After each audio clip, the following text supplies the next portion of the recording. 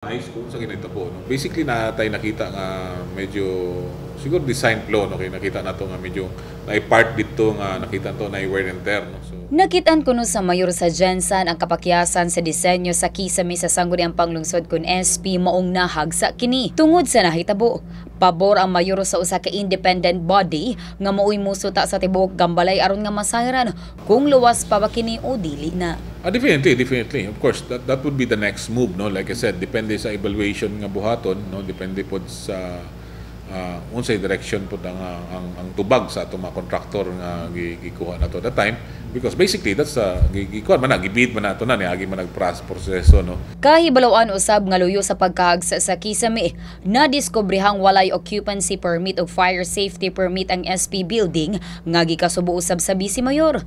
Wala kuno sila kahibalo nga wala di ay kini. Oh, yun nga, it's yun nga, it's so sad, no, na nangyari pa ito, no, before na tingnan yung gano'n na mga aspeto, no. That's why it's high time, no, na we have to address that, no. Sa gipahigayon usab nilang consultative meeting, gibutyag sa city engineers nga usa sa mga hinungdan niini mao ang kanunay nga stress nga ginadawa sa kisame nga dala sa hangin. Sa pagkakaron usab, adunay mag-imbestiga. Maong matod sa Vice Mayor nga ilahang gukdon ang adunay kapakyasan sa maong insidente. Of course, we will strictly enforce yung liability. We cannot allow na hayaan na lang.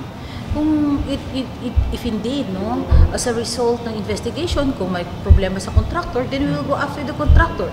And if there are individuals responsible na talagang may at fault, then we enforce accountability.